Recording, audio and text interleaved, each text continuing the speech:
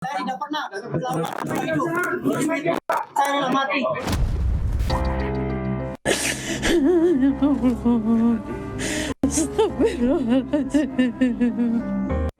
Apapun yang terjadi, saya berani. Anak saya tidak melakukan kesalahan itu. PS merupakan otak pelaku dengan ancaman pidana mati, seumur hidup, dan paling lama 20 tahun. 5 terpidana ini mengatakan bukan Peggy pelaku yang DPO, hanya 1 yang mengakui. Jadi Tidak sama sekali. Adalah fitnah.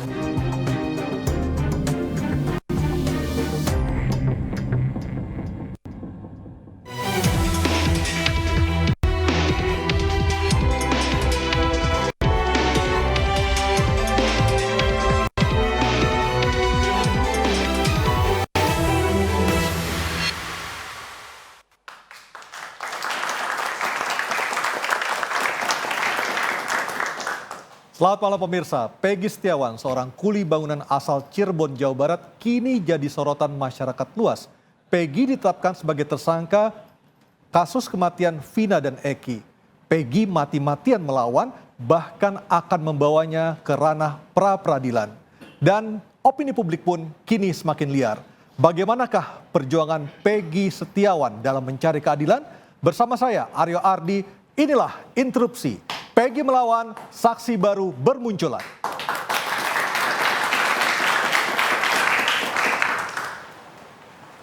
Dan pemirsa, sudah hadir bersama saya 4 orang tamu yang berada di sebelah kiri saya. Akan saya perkenalkan terlebih dahulu. Di sebelah kiri ada Irjen Pol Arianto Sutadi, Purnawirawan, Penasihat Kapolri. Selamat malam, Pak Arianto. Dan Bang Rasman Arif Nasution, praktisi hukum. Selamat malam, Bang Rasman. Malam, assalamualaikum warahmatullahi wabarakatuh. Waalaikumsalam warahmatullahi wabarakatuh. Dan di sebelah kanan saya juga ada 2 orang tamu. Yang pertama adalah Pak Yudi Alamsyah, pengacara Peggy yang baru datang dari Cirebon. Selamat malam, Pak Yudi. Selamat malam, assalamualaikum. Waalaikumsalam warahmatullahi wabarakatuh. Dan Mas Bambang Rukminto, pengamat kepolisian dari ISIS. Selamat malam. Malam, Mas Bambang. Assalamualaikum. Waalaikumsalam warahmatullahi wabarakatuh. Dan juga sudah hadir bersama kita Robi Setiawan, adik Peggy Setiawan juga setelah hadir bersama kita. Dan juga mahasiswa dari STT Telkom Jakarta. Dan pemirsa, Peggy Setiawan terus melawan mencari keadilan. Keluarga Peggy pun meminta agar kasus ini diusut secara tuntas. Tidak pernah hidup. Saya rela mati. Peggy Setiawan alias Perong mati-matian membela diri usai ditangkap dan ditahan polisi. Dalam penjagaan ketat polisi, Peggy bersikeras mengaku tidak membunuh Vina dan Eki. Tidak, saya tidak di hutan geng apa-apa. apakah Anda memperkosa? Tidak sama sekali. Ini adalah fitnah.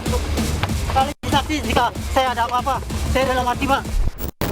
Peggy yang ditangkap pada 21 Mei di daerah Kopo, Bandung, Jawa Barat disebut sebagai otak pembunuhan sejoli Vina Arsita Dewi dan Rizky alias Eki.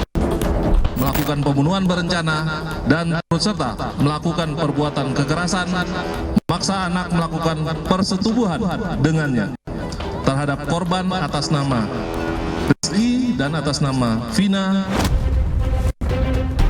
Ibu Peggy Setiawan, Kartini, membantah anaknya terlibat kasus pembunuhan Vina dan Eki.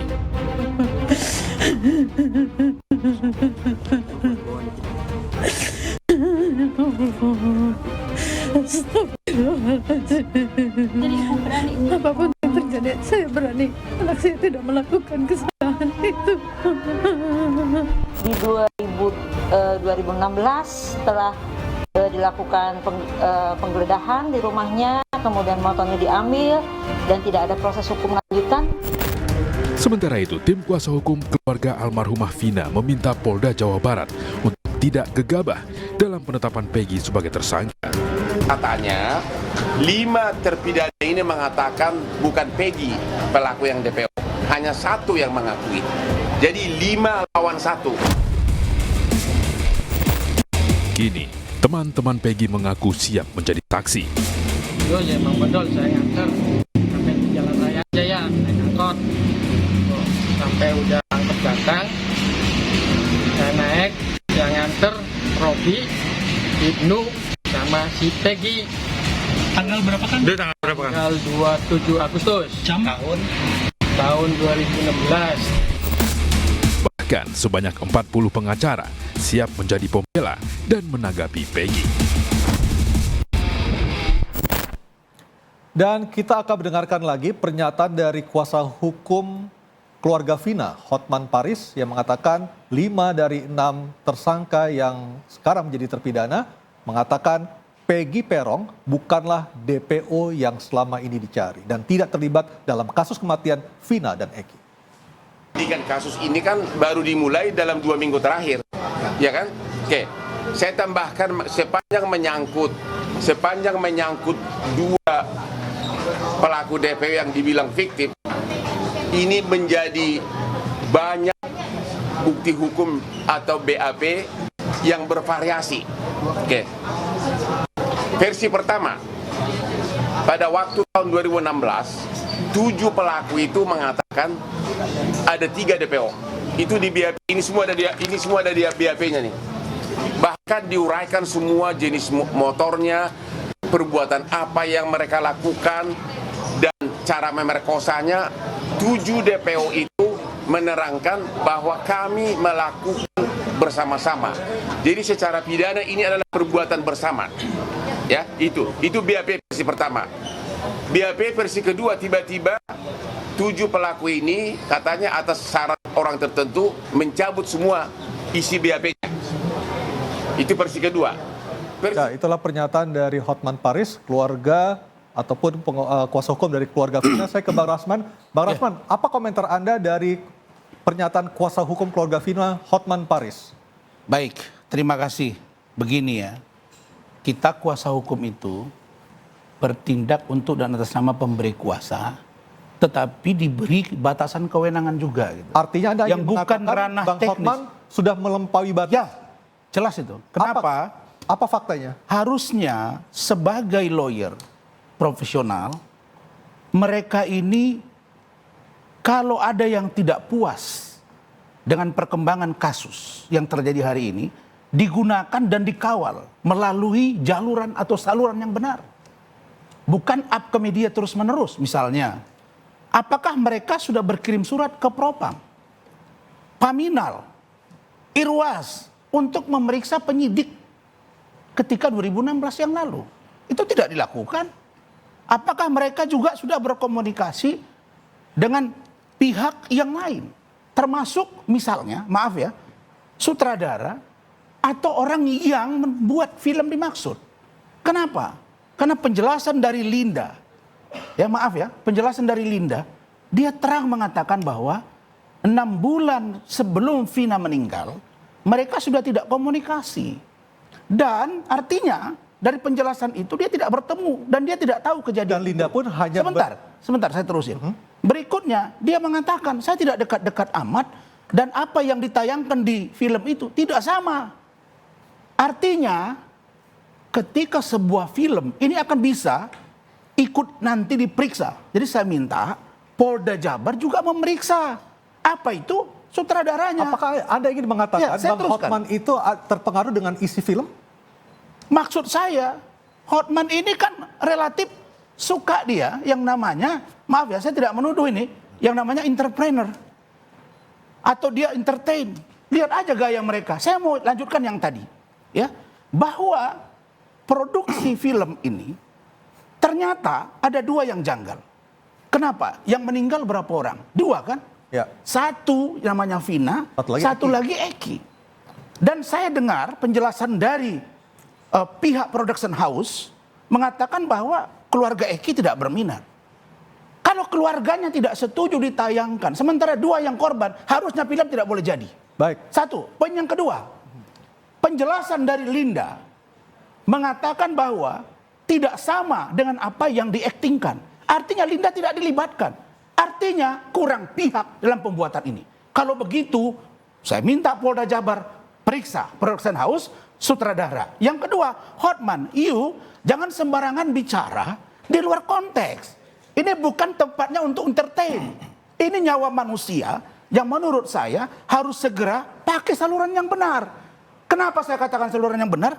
Apa hubungannya Komnas HAM? Ini melebar kemana-mana. Hari ini saya lihat Komnas HAM. Padahal Kompolnas sudah turun. Itu yang saluran yang benar. Dan mengatakan Polda Jabar tidak menghilangkan 2 DPO. Tapi keyakinan penyidik sesungguhnya itu hanya 1 DPO dan sudah ditangkap. Baik, Mas Bambang, kalau kita melihat tadi pernyataan dari Bang Hotman yang mengatakan 5 terpidana mengatakan Peggy tidak terkait dengan kematian Vina dan Eki. Anda melihatnya seperti apa? Ya, kalau kita melihat dari kronologi yang sudah menjadi konsumsi publik ya, 3 DPO itu kemudian tidak dikejar, salah satunya karena ada pencabutan gitu. Artinya pentersangkaan 3 DPO itu hanya berdasarkan kesaksian dari mereka dan dari BAP itu gitu loh. Makanya ketika BAP itu dicabut, 3 DPO ini hilang gitu, tidak dikejar gitu loh. Menjadi ramai ketika film ini menjadi ditayangkan, berkelindan sensasi film ini tentunya berkelindan dengan fakta-fakta sosial yang ada di masyarakat gitu loh. Tapi bagaimana Mas Bambang melihat kualitas dari kesaksian 5 orang terpidana yang akhirnya mencabut BAP yang mengatakan bahwa sebenarnya Peggy tidak terlibat dalam kematian Vina dan Eki? Ya, begini Mas Aryo.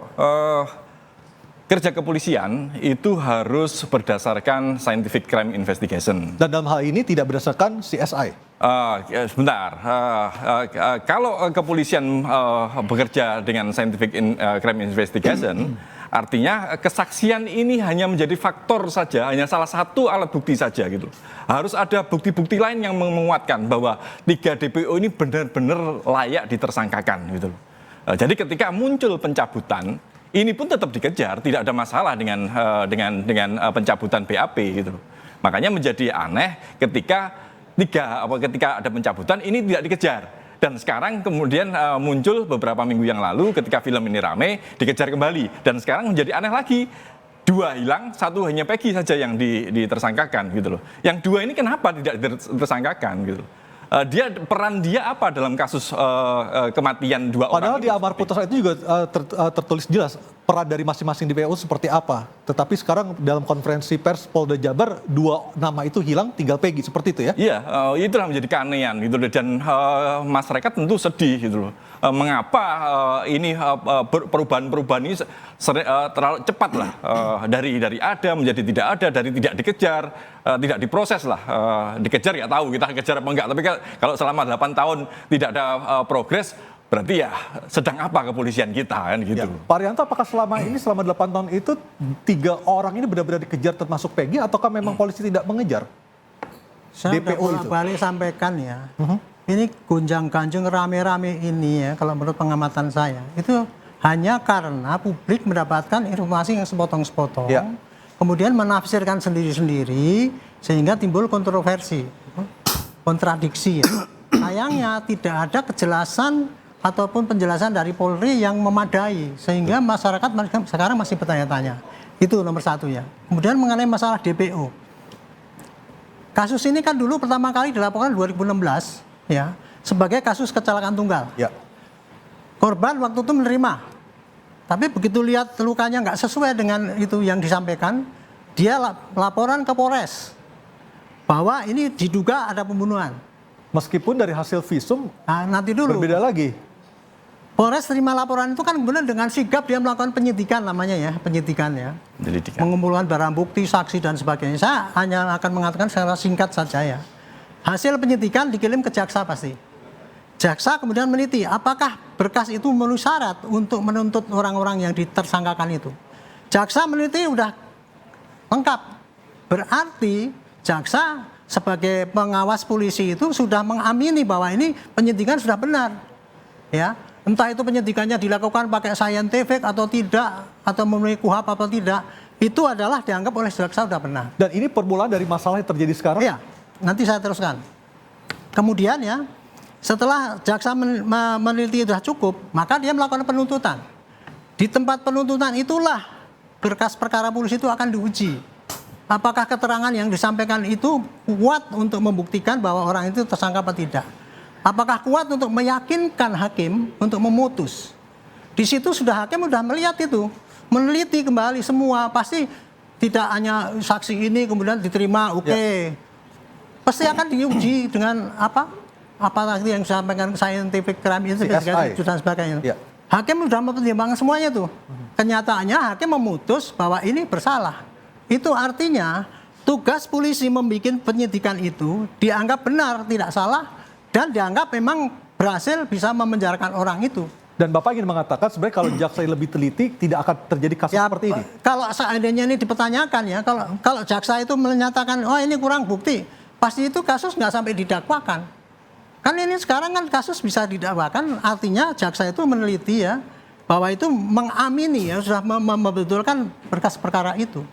Nah, oke ya, tugas polisi itu Pak, kalau tersangkanya itu berhasil dihukum dengan putusan yang ingkrah, itu namanya tugasnya sudah benar, sudah betul. Tapi ketika jaksa dalam amar putusan mengatakan ada 3 DPO dan tiba-tiba diputus hanya 1 DPO. Ini saya akan kembali ke DPO ya.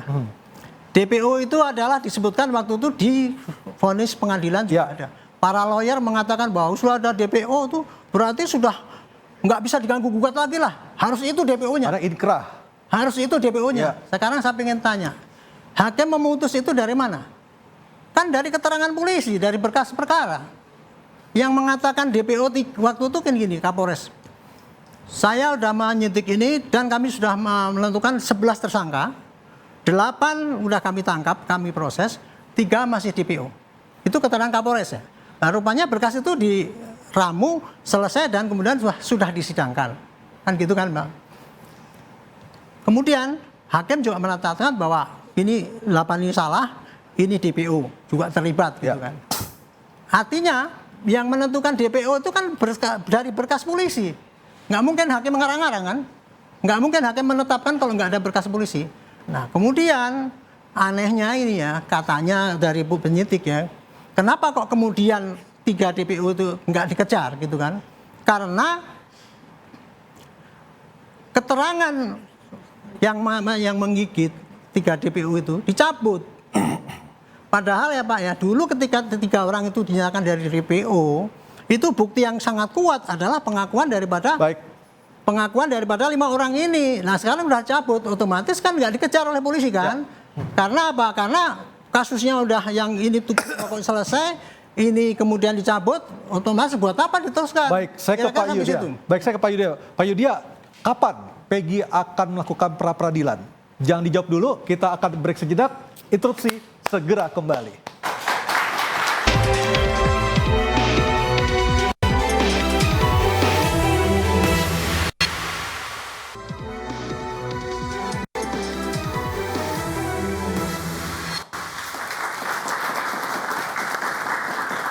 Pak Yudia, Peggy mengatakan kepada ibundanya, ia siap menjadi tumbal kepolisian. Siapa yang akan menjadikan Peggy sebagai tumbal dan apa motifnya?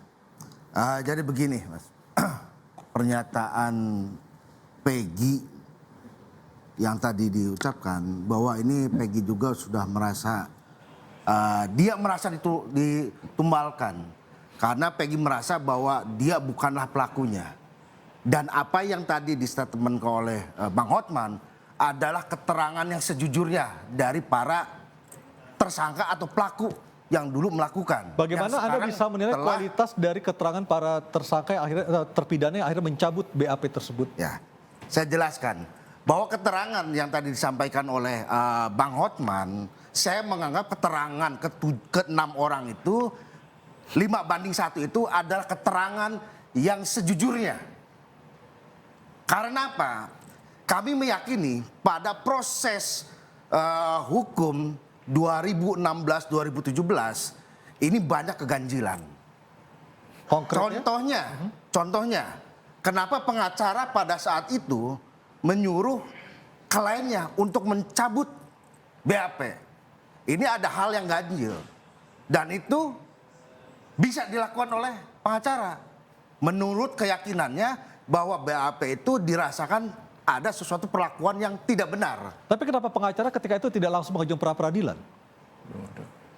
Mungkin ya, kalau kita ke sana kita juga kan belum mengetahui perkara tersebut. Ya, infonya bahwa pengacara yang terdahulu juga pada saat 2016-2017 sudah melakukan upaya-upaya lapor ke sana, lapor ke sini, tapi tetap saja nilainya 0. Nah, kalau kita lihat dari awal perkara itu masuk ke Polres Ciko, Cirebon Kota, yang ada laporan pembunuhan, di mana kan awalnya itu laka lantas di wilayah hukum Polres Sumber, Cirebon Kabupaten.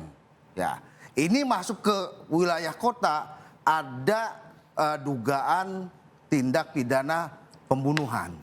Nah, ini yang geraknya itu, ya ini dari orang tua korban Eki, di mana orang tua ini kan berstatus atau bertugas di Sat Narkoba.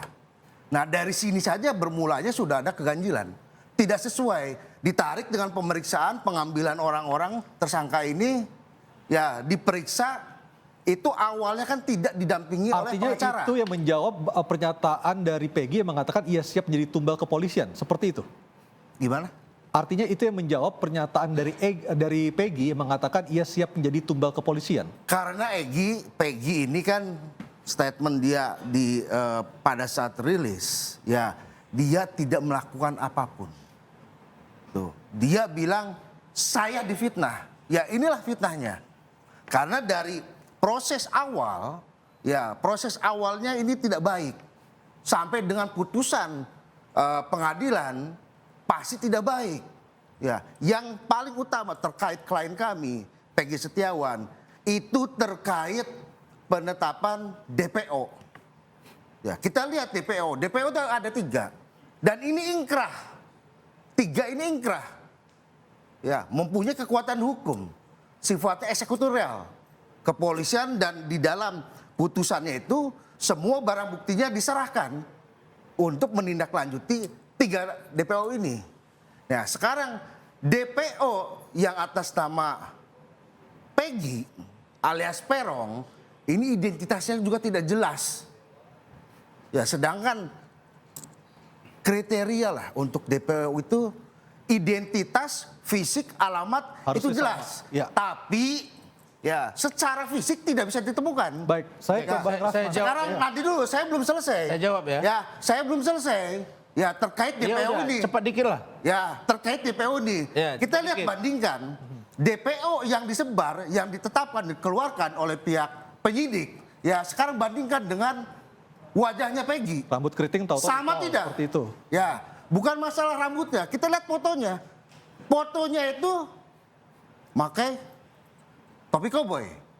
Mukanya datar. Tidak ada alisnya. Sedangkan Peggy full muka, alis ada, hidung ada, mulut ada. Alamat yang dituju, yang di identitas DPO sudah dibantah oleh kepala desa aja. Ya, kita ke Bang Rasman. Ya. Begini ya, Saudara Yudia ini kan masih baru jadi kuasa hukumnya pihak Peggy.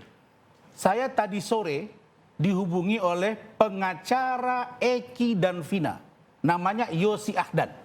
Apa yang disampaikan ke Abang? Dia sampaikan bahwa, Bang, saya ingin sampaikan kepada Abang pertama, saya belum dicabut kuasa oleh pihak keluarga almarhum Vina dan keluarga Eki. 1. Artinya dia minta supaya Hotman komunikasi dulu dengan dia. Itu hak dia. Yang kedua, dia mengatakan bahwa seluruh proses yang sudah berjalan, dari proses penyidikan sampai penuntutan di peradilan, sampai vonis itu berjalan normal. Dia mengatakan itu. Sehingga saya katakan, apakah Anda yakin bahwa itu benar pembunuhan? Benar. Bukan kecelakaan tunggal? Bukan.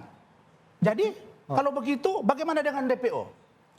Nah, dia mengatakan, nah ini saya sinkronisasi dengan pernyataan Dirkrimum Polda Jabar, barusan ini juga. Beliau mengatakan, sia-sia, bahwa keterangan dari 8 orang yang diperiksa, yang dijadikan tersangka dan diproses hukum pada waktu itu, mereka itu memang berubah-ubah. Berubah-ubah. Ada yang bilang bahwa temannya ada 3 lagi, pelaku, ada yang bilang 1 lagi, ada yang bilang 5. Ini kata Yosi. Begitu juga dengan kata Dirkrimum, Kombes Surawan. Beliau mengatakan bahwa ketika mereka periksa data, file, kemudian mereka cross check, kan sempat dibond itu mereka. Lalu kemudian ada yang mengatakan bahwa mereka itu ada 3 orang lagi, Baik. ada 5 lagi, bahkan ada 2. Dan setelah dikaji oleh kepolisian, ini yang saya katakan kita bukan bela Polri, terus kita tidak bela Vina, tidak bela yang namanya Peggy, bukan tidak bela Eki, bukan. Saya ingin prosedur hukum, kan you pengacara. Artinya apa? Kalau proses itu sampai dengan final, ingkrah, artinya prosesnya berjalan. Ada dugaan mystery of justice. Itu yang sedang didalami oleh Polri. Karena itu kita apresiasi dong kepada Polri. Bahwa mereka sudah memproses dan mereka mengatakan bahwa yakin betul bahwa hanya ada satu, yaitu Peggy. Tunggu, satu lagi. Lalu kemudian, kalau kita cross check keterangan Hotman, yang mengatakan bahwa keterangan ini 4 begini, 1 begini, 5 begini, 1 begini. Emangnya ini voting? Bukan dong.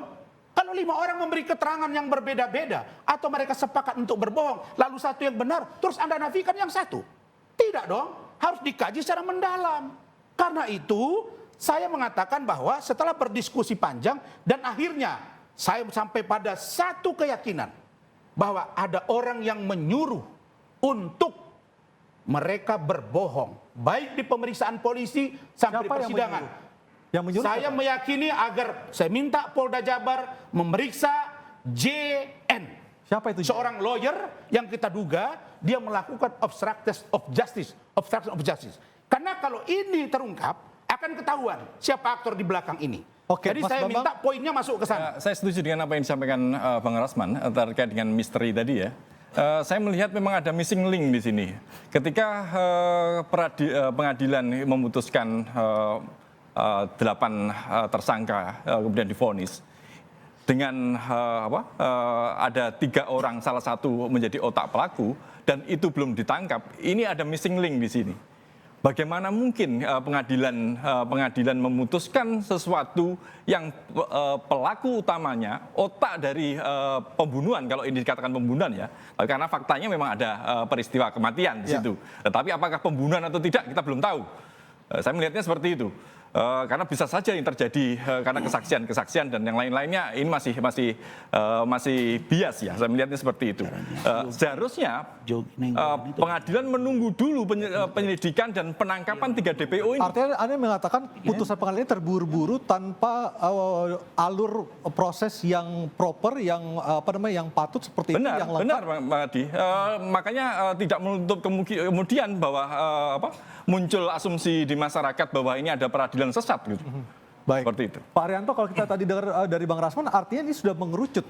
Kalau kita lihat dari kasus ini hingga per malam ini sudah polisi semakin yakin seperti itu. Ya sudah yakin dari dulu polisi itu. Begitu dia mengumpulkan lagi bukti-bukti yang menyusul ini ya. Kan gini ya, Mbak. Polisi itu tugasnya itu hanya menyidik sesuatu yang dilaporkan bahwa ini tersangka, kemudian diselidiki apakah buktinya ada, saksinya cukup apa tidak gitu. Cuman itu toh saja. Nah sekarang ini kan kemarin ya, ini sudah diputus. Polisi nggak akan lihat itu lagi. Tapi kalau Nah, bagaimana Pak dengan keterangan dari, ini perlu dikonfirmasi juga, keterangan dari penasihat hukum terpidana yang mengatakan ketika terpidana 2016 itu memberikan kesaksian, mereka tuh dibawa intimidasi, mereka juga mendapatkan siksaan dari polisi. Itu kan hanya ngomongnya dia kan. Kalau memang dia diintimidasi gitu, dulu ketika disidangkan mestinya dia ngomong di pengadilan bahwa saya ngomong gini ini karena terintimidasi. Itu pasti akan menggugurkan mereka dihukum, Pak. Tapi kan tidak. Hanya sekarang aja pengacaranya ngomong dulu diintimidasi loh, dulu tidak diperiksa, nggak didampingi dan sebagainya. Kalau kita membicarakan itu, Pak, nggak habis-habis, Pak. Sekarang yang kita lihat adalah apakah dulu polisi itu curang apa tidak, ya gitu. Nanti kita lihat ini penyidikan berikut ini ya. Yang disodorkan sebagai tersangka pasti polisi akan mencari buktinya apa, yang cocok apa gitu ya. Entah itu nyarinya cuma dari kesaksian, entah nyari dari barang bukti, atau kemudian nanti ditambah lagi dengan penelitian yang ilmiah dan sebagainya itu ya. Itu nanti yang akan mengerucut kepada polisi untuk membuktikan dia itu salah atau tidak gitu. Dan kalau seandainya buktinya cukup kuat gitu, dan sekarang ini polisi menduga buktinya sudah cukup kuat. Karena apa? Makanya dia ditetapkan sebagai tersangka. Supaya polisi bisa melakukan penyidikan dengan intens terhadap dia. SPDP dikirim. Artinya kalau tadi Bapak di awal mengatakan DPO 2 orang itu akhirnya dicabut, artinya kemungkinan yang sama juga bisa terjadi di statusnya Peggy, Pak? Ya bisa. Lihat aja ini nanti ya, kalau sampai ending, sampai terakhir apa itu polisi mengumpulkan barang bukti dan kemudian dinilai-nilai, oh ini alibinya si Peggy ini lebih kuat bahwa dia tidak ada di tempat, bisa dihentikan itu Pak nanti. Pak Arianto, Pak Arianto ini senior, mohon izin. Kalau kita mengikuti alur dari logika dari Pak Arianto bahwa polisi dengan logikanya sendiri itu yang menjadi bias, karena polisi pun juga manusia gitu, yang tidak lepas dari subjektivitas gitu. Dengan subjektivitas itu akhirnya dia tidak objektif. Makanya ketika kesaksian berkunci dari berdasar dengan kesaksian 8 orang lagi tadi, ketika dicabut hilang sudah. Saya potong Pak Bambang. Pak Bambang itu nggak bisa memahami yang saya sampaikan Pak. Ya. KUHP itu ya, alat bukti itu macam-macam Pak, keterangan saksi, keterangan ini dan sebagainya, terakhir ada keterangan terdakwa. Scientific crime investigation itu Pak, itu adalah alat yang harus dipakai oleh polisi supaya apa yang dilakukan itu valid, diakui oleh umum. Jadi tidak bisa Pak. Sekarang masyarakat tidak mengakui Pak. Muncul sensasi seperti itu. Kan masyarakat yang nggak ngerti. Pak Bambang juga nggak ngerti apakah polisi. Masyarakat Indonesia tidak mengerti semua. Ini semuanya jadi ramai karena masyarakat Indonesia dianggap tidak mengerti gitu loh. Bukan masyarakat tidak mengerti. Masyarakat dibuat bingung. Betul. Oleh terbitnya tayangnya satu film. Itu satu poin. Yang film itu setelah ditelusuri banyak kekurangannya. Contoh, sebentar. Bagaimana ceritanya 2 yang meninggal, 1 yang ditayang? 1 ya. Yang kedua, ada perannya di situ yang namanya justru Linda. Linda tidak diaktingkan di situ. Artinya ada kekurangan. Kalau itu menjadi rujukan, bahaya kita Pak. Sebentar. Lalu kemudian, kan sudah saya katakan tadi, ada yang menarik. Kenapa? Ada yang menyuruh mereka untuk merubah. Oke, itu poinnya udah kita Karena itu saya minta untuk diperiksa. Kalau itu nanti kelihatan, maka akan nampak. Lalu saya akan minta juga adik saya Yosi untuk nanti berbicara. Bagaimana fakta pergantian dari dia kepada JN? Baik, Mas Bambang silakan. Itu penting. Pak, Ya, justru karena sensasi itu, polisi harusnya tegak lurus, harus objektif, profesional. Yang bilang polisi tidak tegak lurus siapa? Bagaimana? Yang bilang polisi tidak tegak lurus siapa? Loh, ini saya serba salah. Polisi nangkap nggak nyampe 2 minggu salah. Bukan permasalahan. Polisi tidak nangkap jadi salah. Tidak nangkap. Tunggu dulu. Prosesnya harus dijalankan sebentar. dengan benar. Bukankah persoalan ini 8 tahun? Sebentar ya. Bukankah persoalan ini 8 tahun? Tidak diusut, masyarakat jadi marah. Karena polisi itu emang ada penayangan film baru melalui proses. Oke. Jadi sekarang yang kedua, sebentar dulu. DPO yang kedua, setelah ditayang, dan polisi bergerak cepat. Oke, kita ganti. Lalu kemudian ditangkap. Ya, Pak Yudi silakan. Lalu kemudian ditangkap satu orang. Sekarang lihat. Itu ya. Sekarang Rajman silakan lihat. DPO yang dikeluarkan oleh Polri, ya, coba bandingkan dengan foto Peggy. Ya, sesuai tidak? Sebentar. Nah, dari situ saja kita bisa lihat. Kita bisa lihat dari tersangka ini harus sedikit lebih saya yang disuruh bicara tadi. Lebih pandai untuk melihat situasi. Kalau perkara muka, Pak Yudi silakan. perkara muka, yuk pergi ke klinik kecantikan sebentar. Makanya berubah dilihat dulu. Maaf ya. Anda sekarang maaf ya Yudi ya. Misalnya rambut saya emang baru. Rambut Anda botak. Saya kuasa. Kalau Anda pergi itu dikasih rambut bisa tumbuh rambut. Jadi saudara yang gini. ngomong. Jadi maksud saya kita mencari solusi kalau di sini. perkara muka Apa yang salah dalam peradilan ini? Ini bukan peradilan. Oke, kita akan break dulu. Kita akan melihat lagi ini bukan peradilan, ini dialog peradilan dari kasus kematian Vina dan Eki ini. Kita akan break tidak, interupsi segera kembali. Gampang. DPO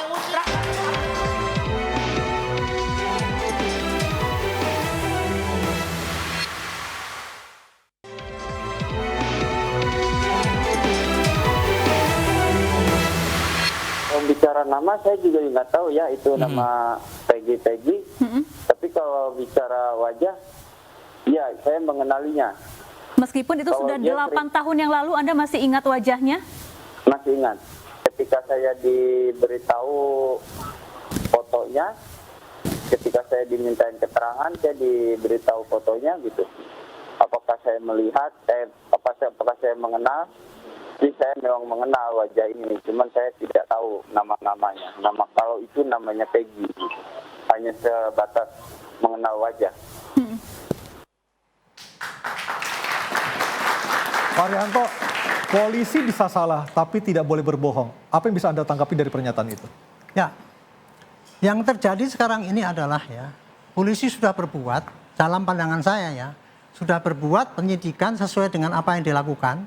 Dan selama dalam penyidikan itu sampai kepada persidangan itu tidak pernah ada komplain-komplain apapun ya. Misalnya komplain pra-peradilan, komplain ke propam dan sebagainya. Dan itu sekarang prosesnya sudah selesai dan tersangka bisa jadi terdakwa dan sudah menjadi narapidana. Itu artinya polisi sudah benar melakukan tugas. Ukurannya polisi menyidik itu adalah pada hasil daripada penyidikan itu gitu Pak. Kalau apabila ada yang tidak benar itu ya salurannya ada. Misalnya ketika dia waktu meriksa itu nggak benar itu bisa dikomplain pakai ini. Atau dia menangkap tidak benar. Atau dia barang bukti kurang kuat. Itu bisa dikomplain. Tapi begitu sudah ending kepada putusan yang memidanakan yang disidik itu, maka polisi sudah dianggap benar. Ya. Kalau itu masih kurang puas dengan putusan itu, ajukanlah PK. Nah, artinya sekarang masih ada ruang untuk mengkoreksi putusan pengadilan. Putusan pengadilan ya. Termasuk juga mungkin tugas polisi bisa dikoreksi di situ. Itu lihat PK.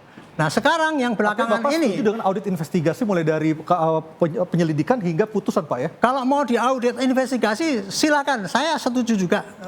Tetapi yang diaudit bukan hanya penyidikannya toh. Termasuk jaksa dan termasuk hakim. jaksanya, termasuk hakimnya, termasuk itunya. Kalau audit investigasi untuk polisi bagi saya nggak perlu karena saya anggap itu sudah nggak ada kesalahan di situ. Oke. Ukurannya gitu. Oke. Tolong satu lagi Pak, jadi gini ya. Jadi gini. Bapak-bapak ini ya, para pakar-pakar itu kalau ngomong itu sudah pasti dianggap benar oleh masyarakat. Belum tentu, Pak. Jadi jangan bapak-bapak memberikan pendapat bapak itu yang menurut saya itu pendapat itu tidak benar, kemudian sudah dianggap benar oleh masyarakat. Itu tadi seperti Pak Bambang katanya. Apa itu? Polisi tidak scientific crime investigation, akibatnya hanya untuk membebankan pada pengakuan kesaksian dan sebagainya. Itu kan nggak profesional, bukan begitu Pak yang terjadi Pak. Polisi dalam menyidik itu sudah menerapkan semua yang dia kerahkan. Nah kalau kemudian dibilang nggak objektif karena tidak scientific, maka dia hanya percaya pada kesaksian. Baik. Termasuk tadi itu ya, karena hanya pada kesaksian, ketika itu kesaksian cabut nggak kuat. Bukan gitu masalahnya Pak. Masalahnya buktinya di dalam KUHP itu Pak. Ada kesaksian, ada keterangan saksi, keterangan ahli, ada keterangan petunjuk dan sebagainya. Semua sudah dipakai. Tunggu dulu. Itu sudah dipakai Pak, gitu loh. Jadi jangan menimbulkan orang Bapak sebagai pengamat sudah mengatakan polisi itu keliru, ini katanya begini, tidak objektif. Pak, saya tidak mengatakan polisi keliru, tapi polisi bisa keliru. Sedikit, saya tambah. Sebentar, kita tunggu dari Mas Bambang. Bapak tidak mengatakan terkait dengan scientific crime investigation misalnya. Bapak tidak mengatakan begitu, tapi orang bilang yang mengatakan polisi itu keliru. Ada kasus pelecehan seksual, ada kasus kekerasan seksual, ada sperma di situ. Kalau scientific crime investigation itu dilakukan, Mas Bambang, gini. siapa di supervise? Saya mau jelaskan tentang scientific crime ini. Bahwa dalam pendekatan hukum, bahwa kalau sudah ada bukti yang berbicara, ada bukti yang tidak berbicara, yang disebut dengan direct evidence, dengan indirect, maka direct evidence itu diutamakan daripada scientific crime. Jalan terus, ditangkap itu 3 orang. Kalau sudah ada keterangan dari pihak penyidik, sampai peradilan, sudah diponis, itu ingkrah. Nah, kita audit semua dari awal sampai akhir. DPO ini Nah, sekarang ada dugaan misteri. Sebentar dulu. Saya belum jelaskan ngomong, Anda tidak bisa diputus begitu saja. Sebentar dulu. Jangan tanya saya, tanya hakim lah. Tanya hakim, jangan tanya saya memutus itu. Putus omongan orang. Tidak enak memutus orang. Tanya hukum. Makanya saudara tanya hakimnya, jangan tanya saya. Kalau saya, begini ya. Kalau sudah divonis, lalu kemudian muncul film, lalu kemudian muncul suara. Ini kita ada 3 orang DPO. Ini kita Tiga orang DPO. Sebentar. 3 orang DPO, polisi bergerak cepat. Lalu kemudian mereka merespon, mereka menemukan 1, bukan 3. Bukankah ini satu upaya untuk meluruskan? Bukankah ini upaya untuk melaksanakan putusan produk dari Bang Rasman, pengadilan? harap tenang dulu, kita dengarkan dari sisi kanan saya. Iya, dulu. maksud saya jangan keliru sekarang gitu loh. ini, berbicara produk hukum, ya putusan ya terkait dengan 3 DPO ini sudah inkrah, mempunyai kekuatan hukum, eksekutoralnya ada, dikembalikan kepada pihak kepolisian untuk menindaklanjuti 3 DPO. Ya, sekarang DPO-nya saja sudah abu-abu. Ya, karena dari awal mana ini Anda sudah bilang DPO-nya abu-abu? Coba saudara lihat. Gimana sih Anda ini? Kan sudah, siapa yang bilang dicoret? Sekarang yang ditetapkan Makanya kalau makanya Anda ini saya langsung berkomunikasi dengan Dirkrimum Bapak. Pihak penyidik Dirkrimum Kombes Pol bilang kami tidak mencoret. Ini kami hanya menemukan 1 dari 3. Nah, Kenapa 2 tidak ditangkap? duanya Tidak ditemukan karena keterangan mereka berubah-ubah. apakah 2 ini menumpahkan Gimana sih Anda ini? Masyarakat Ya, peduli. pelaku utamanya. Makanya kalau Anda sebagai lawyer dari pihak yang sekarang menjadi tersangka, galilah dengan mendalam. Kalau Anda sebagai pengamat, harus Anda mengambil kiri dan kanan. Kalau tidak mengetahui maka saya paksinya, katakan, kita saya jangan mendapat memberikan informasi dari komentar kedua belah yang pihak. tidak. Baik. Polisi mengatakan dari 3 hanya 1. Pak Yudiarto, Titik Perkara satu ini di baru situ. mencuat. Dan kita tunggu perkembangan lebih lanjut nanti. Karena perkara ini Di baru proses mencuat. penyidikan. harap tenang, kita Tunggu, akan dengar tunggu dari ya. mahasiswa, Ya, silakan. ya silakan deh, silakan deh. Mohon izin Bapak-Bapak sebelumnya perkenalkan saya Afifah dari Baik, silakan, Telkom Afifah. University Kampus Jakarta. Izin bertanya. Yes. Mungkin kita bisa lihat di seluruh platform yang ada, sosial media banyak yang membicarakan kembali mengenai kasus Vina. Ya. Mungkin kita bisa tarik ke belakang. Banyak kasus-kasus yang mungkin terlihat tertutup oleh kasus Vina yang kembali terbuka lagi. Nah, pertanyaan saya adalah apakah terkuaknya kembali kasus Vina ini untuk menutupi kasus-kasus yang ada di belakang atau Oke, saya ke Pak Arianto yang bisa menjawab. Oke, baik, saya sudah menangkap maksud dari Vina, terima kasih. Baik, Pak Arianto silakan. Setahu saya ya kasus ini mencuat dengan sendirinya karena ada film yang seperti itu. Bukan untuk menutupi kasus lain Pak Arianto ya. Itu kan tidak. bahasa-bahasa para provokator. Ya. Itu yang dipakai oleh provokator yang ingin menjatuhkan negara ini. Yang ditutup itu kasus apa? Emang nggak ada Buat kasus apa kok? itu ya? Dari dulu provokator itu kalau menjatuhkan negara itu gampang sekali dia bilang ini untuk menutupi berita-berita yang dulu. Jadi rakyat dicekokin supaya benci pada pemerintah bahwa pemerintah itu selalu berbuat yang tidak baik. Itu kira-kira begitu. Jadi ini nggak ada kasus ini mencuat dengan sendirinya kok meledak gitu kayak gitu. Ya. Nah, dan saya ya, saya sebagai polisi ya. Kalau polisi itu memang jelek, pasti saya kritik dan saya katakan habis-habisan jelek dia. Tapi kalau polisi itu sudah bekerja benar, jangan dibully, dibusuk-busukan itu. Baik. Itu yang saya harapkan ya, jangan sampai itu para pakar itu terus ngomong Baik, dengan Pak analisis Arianto. Saya hanya mau kemudian dia mengatakan menentukan satu sikap. poin berikutnya. Sikat saja Kita Pak. harus tahu bahwa negara ini punya instrumen hukum. Polisi penyidikan, jaksa penuntutan, hakim putusan. Kalau kita tetap mengatakan Polri tidak baik, terus siapa yang akan melaksanakan penegakan hukum ini? Baik, Maka kita bantu polisi bahwa untuk penyidikan mereka itu bisa mengusut dengan benar. salah, gitu loh. Polri kan sudah bergerak sekarang. Polisi itu juga Sudah manusia. bekerja, Pak. Kita tidak Sudah melihat bekerja, Polri. Bapak. Tidak Terus apa lagi, Pak? Polisi itu Ini ada persoalan personalnya. Ya, CCTV-nya ada. Bos, Ada oknum. tunggu dulu. Saya udah sering debat udah jangan ratusan sampai kali. jauh. Tunggu dulu lah, kita boleh kencang suara tapi agak di intelek dikit lah. Nah, gitu. Begini bos, Nah, Anda jadi pengamat. dari tadi. Anda pengamat. Gini, polisi yang sudah memeriksa berkas, oke? Putusan ada 3 orang, kata hakim. Lalu kemudian mereka dalami. Mereka kata periksa hakim, sebentar, saksi. kok kata Tunggu hakim? dulu. Itu dari data Tunggu dari dulu. bawah. Saya bicara Pak langsung Arianto yang bilang tadi. saya bicara langsung dengan pimpinannya. Gimana Oke. sih Anda? Oke, Mereka oke. mengatakan Saya sudah bukan 3 tapi 1. Titik sampai di situ. Oke, Tunggu kapan? prosesnya. Kapan? Yang saya mau katakan, Anda pengacaranya Peggy. Kapan kalian daftar pra peradilan? Oke. Itu yang saya tunggu sekarang. Oke, Bang Rasman. Saya tunggu sebentar. itu. Kenapa saudara yang menyuruh? Loh, Nah, dan supaya berita ini tidak kemana-mana, jangan kebawa Bapak. emosional. Oke. Supaya Nah, berita kami ini tidak sangat kemana-mana. mendukung adanya film Vina. Oke, Nah, diputarnya oke, Vina, oke, ya oke, itu oke. salah satu Masuk aja. Saya harap baik Bang suatu Rasman, tindak Bang pidana yang Rasman belum stop. tuntas. Pak Yudia Siapa stop yang dulu, bilang saya tidak harus ke tuntas? Robi. Waduh. Robi Setiawan, Kok adik tidak dari tuntas? Peggy Setiawan. Oke, besok mau diperiksa di Mapolres Cirebon. Bisa pakai mikrofonnya, silakan. Belum ada suratnya. Belum ada suratnya. Ya. Pak Peggy besok dipanggil atau gimana? Direncanain diperiksa di Polda atau di Mapolres? Sudah ada di kantor. Udah di kantor. Besok akan dipanggil pukul berapa? Rencana jam 10. Robi didampingi siapa Pak besok? Ada tim. Oke. Ada tim. Robi terakhir ketemu Peggy kapan? Lupa sih. Di 2016, 27 Agustus 2016, Anda masih ingat Peggy ada di mana? Ada di Bandung. Bersama Anda? Iya. Lagi ngapain? Lagi kerja. Pulang ke Cirebon kapan? Habis selesai bangunan. Bulan apa? Lupa. Tetapi setelah tanggal 27 Agustus. Ya. Di Cirebon, di Bandung datang tanggal berapa? Tanggal lupa sih. Proyeknya berapa bulan gitu aja Mas Aryo? Oh, tahun atau bulan juga tidak ingat? Baik. Selain dengan Anda, dengan siapa lagi Peggy ada di Bandung ketika itu? Ada Suparman, ada Ibnu, ada Peggy, Bondol, saya. Oke. Dan sepanjang Anda tinggal bersama Peggy di Cirebon, apakah Robi tahu aktivitas sehari-hari Peggy seperti apa? Apakah Peggy juga merupakan anggota geng motor? Bukan. Peggy anak yang baik, anak yang jujur, anak yang baik hati. Ya. Suka nongkrong keluar malam? Enggak pernah. Oke. Saya boleh tanya nggak? Sedikit saja.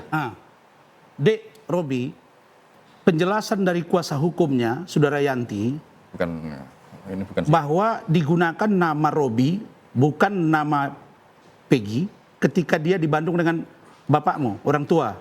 Kenapa? Ya karena orang tuanya ketakutan sama istrinya. Takut kenapa? Kan di sana nikah lagi. Iya, terus kenapa tukar nama jadi Robi?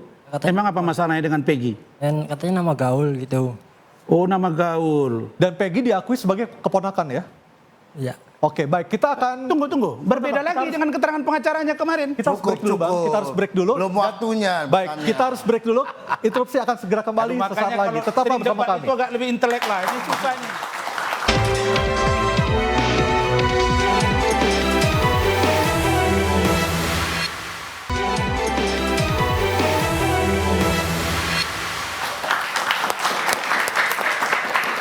Pak Yodia, kapan akan mengajukan pra peradilan untuk Peggy?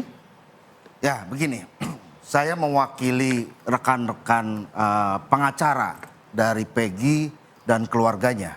Ya, karena kita pengacara ini semakin hari, tadi itu sudah tercatat ada 70. Oke. Tiap hari ini bertambah.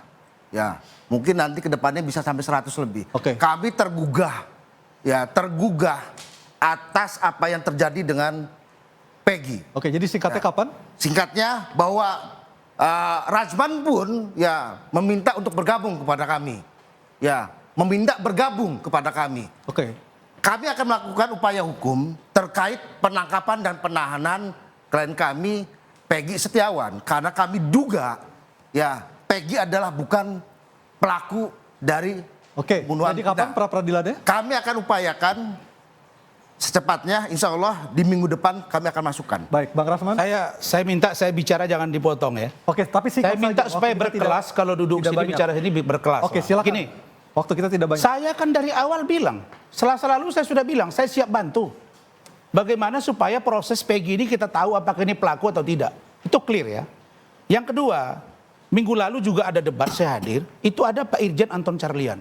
Beliau Kapolda Jabar pada waktu itu. Ya. Beliau mengatakan bahwa 2016 itu sama sekali tidak ada di situ yang namanya keresahan dan lain-lain di kasus ini. Sehingga Priau itu tidak harus turun untuk mencampur itu. Ya. Artinya kasus ini memang berjalan normal. Hanya saja muncul belakangan masalah sehingga polisi bertindak cepat dengan menangkap satu orang yang dianggap itulah DPO. Jadi saya pikir kita menunggu kapan pra peradilannya. Saya saja sebagai seorang lawyer, maaf ya, ada tadi saya salah ngomong, saya bilang bukan kelas saya lah. Saya ditegur, bukan. Saya ditegur, jangan gitu Pak Rasman. Walaupun ya oke, saya katakan bahwa senior junior itu nggak ada dalam lawyer. Tapi setidaknya kalau kita tampil di media, kita dengar dulu ngomong supaya orang paham. Saya nggak mau turun rating saya gara-gara jawaban yang nggak jelas dari orang yang tidak jelas memberikan penjelasan hukum. Bang Rasman, Mas Bambang silakan. Ya, saya menggarisbawahi apa yang disampaikan bahwa tadi ya, bahwa penegak hukum kepolisian itu adalah ujung tombak dari penegakan hukum.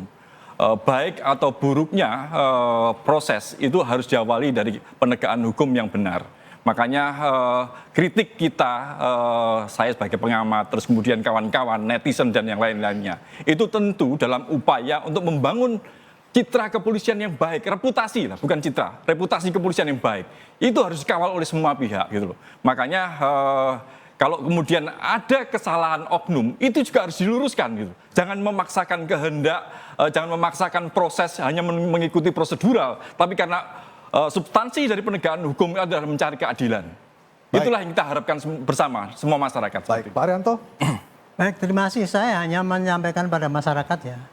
Ini sekarang rame ini gara-gara adanya informasi-informasi yang kesana kemari yang belum tentu benar tapi dianggap benar.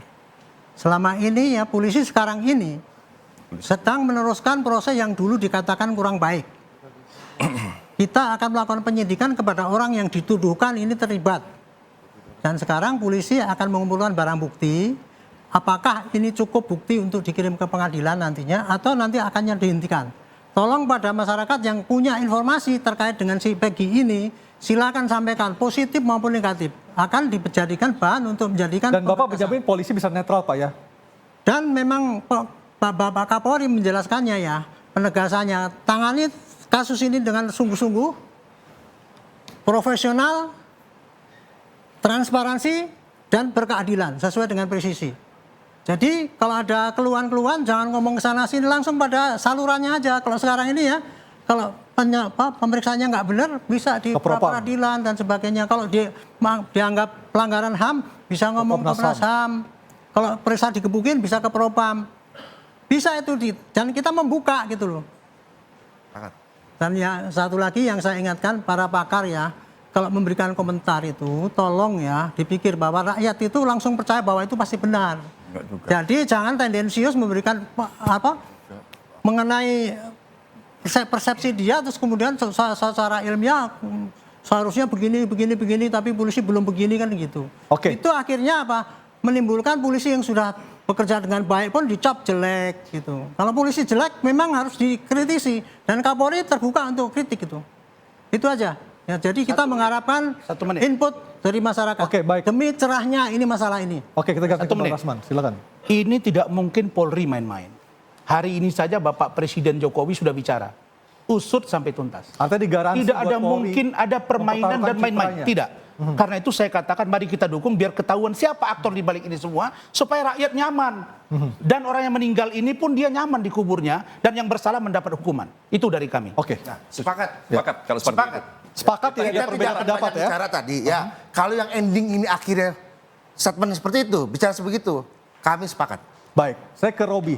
Robi, dari Anda dan keluarga, apa yang bisa Anda harapkan dari semua proses yang berlangsung hingga malam hari ini? Silakan. Inti saya ingin bebaskan karena tidak bersalah karena ada di Bandung, Pak. Ibu seperti apa kondisi? Saya dengar kan sempat sakit ya? Iya betul, karena pemikiran Peggy. Sekarang kondisi seperti apa Ibu di rumah? Rada mending, rada enak. Sudah ada rencana untuk kembali menjenguk Peggy di Bandung? Ya, betul. Saya mau ingin sekadar bertanya lagi kepada Robi tentang Peggy. Peggy tadi Anda mengatakan Peggy tidak sering keluar malam, tidak ikut geng motor. Itu valid keterangan seperti itu dan Anda memang benar-benar melihat sendiri ya? Ya betul, tidak pernah ikutan geng motor. Peggy anak sulung, Robi anak nomor 2 kan? Ya. Dan tinggal di rumah yang sama?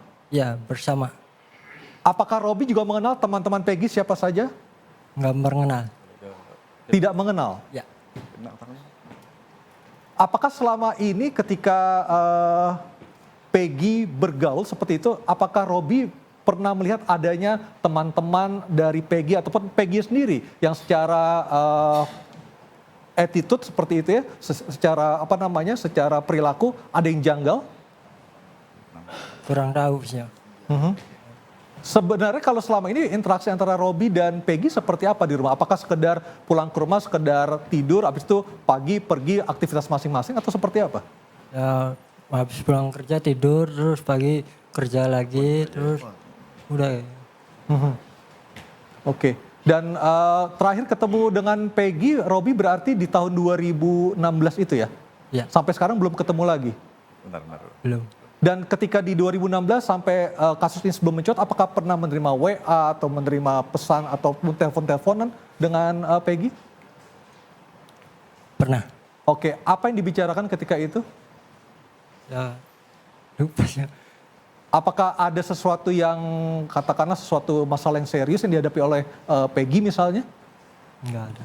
Tidak ada, jadi semuanya berjalan dengan normal, semuanya berjalan seperti apa adanya, seperti itu? Iya, betul. Bagaimana dengan interaksi antara Peggy dengan ayah kandung kalian seperti itu? Ya, kurang tahu sih. Robi tidak tinggal sama ayah kandung berarti? Enggak, sama ibu aja. Karena ayah ada di Bandung? Ya. Oke. Baik, kita akan melihat nanti seperti apa ending dari kasus ini. Tentunya kita sangat berharap orang-orang yang tidak bersalah janganlah dihukum, tetapi orang-orang yang bersalah lah yang harusnya menerima hukuman setimpal. Kita sepakat ya, Pak Arianto, Bang Rasman, Pak Yudya, dan Mas Bambang, dan juga adik-adik sekalian.